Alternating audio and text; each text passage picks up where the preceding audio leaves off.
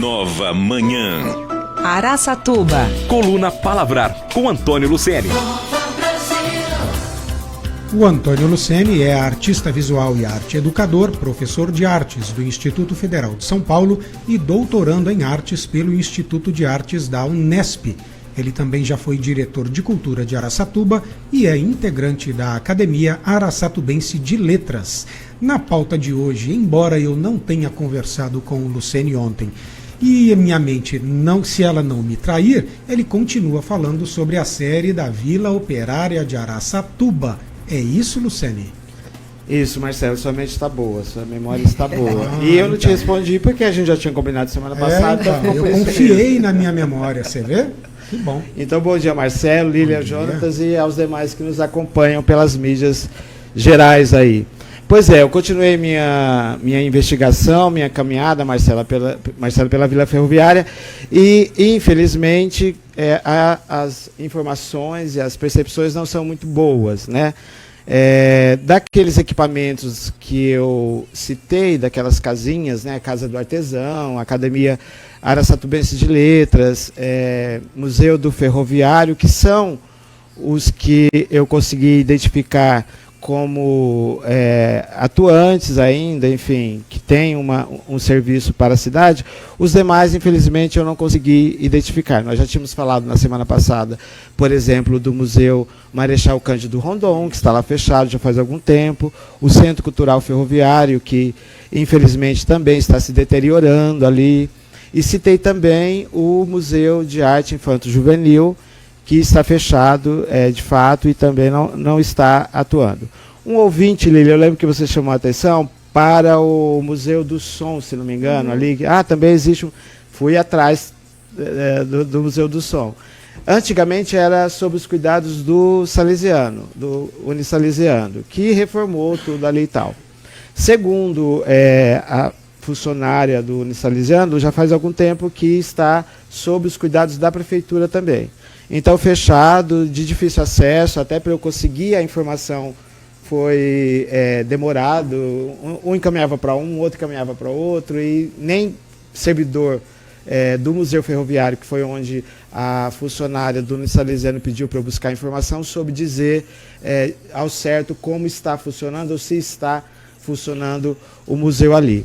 E assim, você vendo outras casinhas ali da vila, totalmente deterioradas. Você da rua da 15 de novembro ali, você consegue ver alguns telhados que estão destelhados, que está simplesmente um buraco lá, enorme, gigantesco, sem telha, sem ripa, sem nada. Então aquilo ali está recebendo a ação do tempo, da chuva, do sol, da poeira, etc.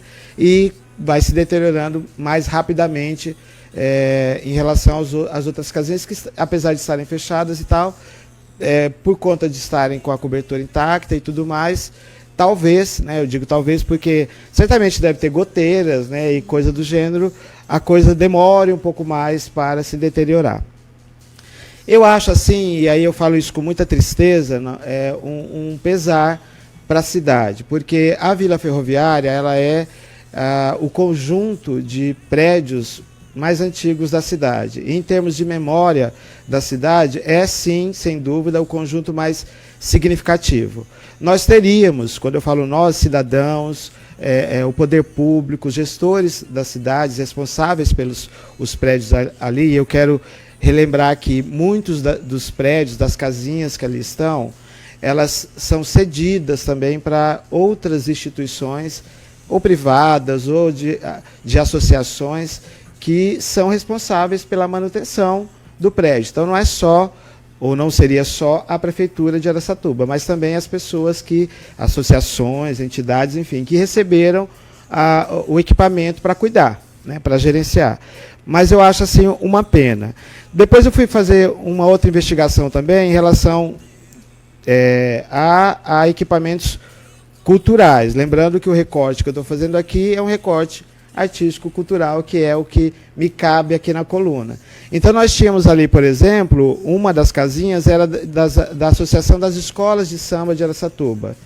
que também, segundo me foi informado por servidor municipal, que não existe mais. A associação não existe mais ali, pelo menos a casinha está fechada, a placa que identificava como associação de escola de samba também não existe mais lá.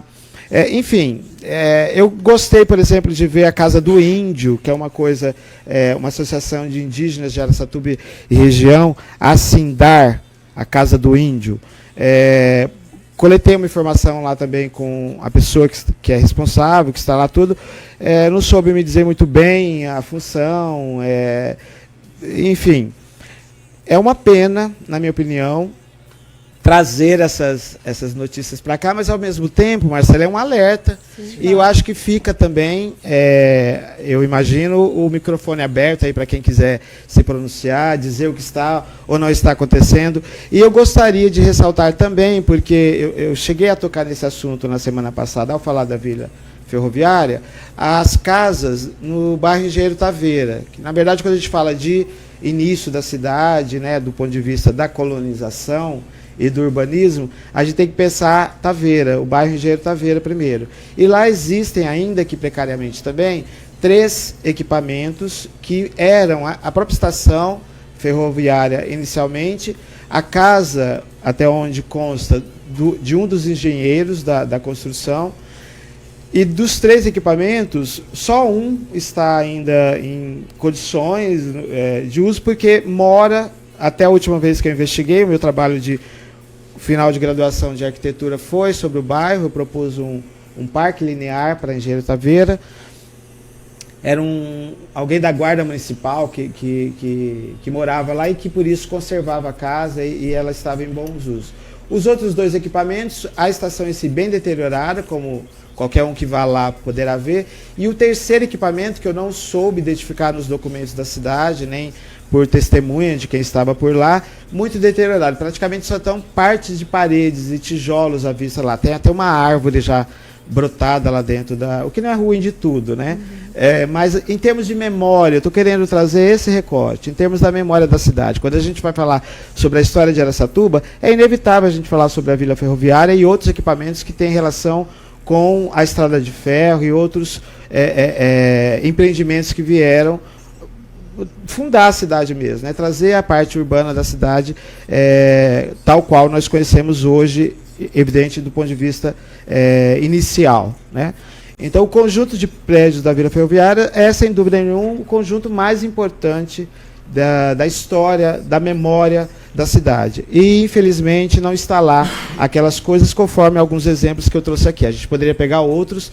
Nós temos, sim, algumas daquelas casinhas muito bem cuidadas por outras associações. Eu não estou citando aqui de novo, porque o recorte que eu estou fazendo é cultural e artístico, então eu estou buscando citar os equipamentos de cultura e de arte que ali estão. Mas há, sim, outras casinhas bem cuidadas, bem organizadas, por associações outras que não têm relação com cultura e com arte, né? Eu gostaria ainda de destacar no conjunto a Marquise, que, apesar dos pesares também, é um equipamento, uma construção, vamos dizer assim, bastante vultosa, bastante importante, quer dizer, ela chama bastante atenção, especialmente nessa cidade quente, Lilian, e você anda ali alguns metros ou quilômetros ali pela Marquise sob sombra, né? Então, hoje está frio, não dá muito para sentir falta da Marquise, mas em dias quentes aquela Marquise faz bem.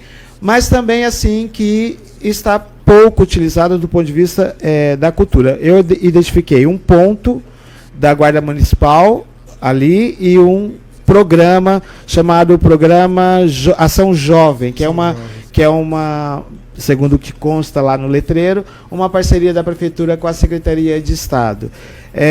E a Praça do Relógio, né, que é um outro elemento arquitetônico ali do espaço, mas que está há muito tempo em 9,55. Parece, e eu quero finalizar a crônica da coluna de hoje, Marcelo, que a vila está tal qual o relógio da Praça do Relógio, parada, né? Talvez o relógio da Praça do Relógio esteja um pouquinho melhor, porque ele não está tirando a bateria, a energia lá dele de não funcionar, está bem intacto. A vila, infelizmente, não, está bem deteriorada. É isso, vale a reflexão e, como o Antônio Luceni disse, fica aí o microfone aberto para, se alguém do poder público ou outra entidade relacionada à arte e à cultura quiser se manifestar, estamos por aqui, tá bom? Vale a pena sempre falar de história e cultura e sabermos por que chegamos na condição atual. Não estou fazendo juízo de valor, mas é sempre bom que a gente reflita, pense, principalmente encontre soluções para as situações dispostas aqui pelo Antônio Luceni.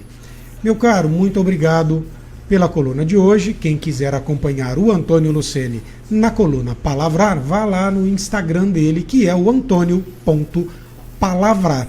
Tá certo? Luceni, muito obrigado. A gente te aguarda aqui. Na semana que vem você continua falando da Vila Ferroviária ou vamos passar para outro tema? Não, vamos passar para outro assunto, né? Senão a gente vai ter que trazer mais lencinho, chorar aqui, porque é triste, né? Triste, triste, triste. Eu quero falar na semana que vem, Marcelo, sobre alguns projetos, esses sim, interessantes e alegres, de Araçatuba e da cultura de Araçatuba. E aí eu já posso antecipar algumas coisas, por exemplo, né? O concurso nacional de contos, Cidade de Araçatuba, que é um concurso já tradicional, aí, de muita participação por muita gente no Brasil. Eu quero falar, por exemplo, sobre a orquestra Bruno Zago, também, que é uma orquestra aí bastante antiga na cidade, que 3x4 a gente encontra ela aí pelos eventos da cidade, do maestro Cid. Aí, então a gente vai falar de algumas coisas legais, interessantes, importantes e já tradicionais na cultura e nas artes araçatubenses. Muito bom. Perfeito, então. Muito obrigado por hoje. Bom dia. Bom dia a todos.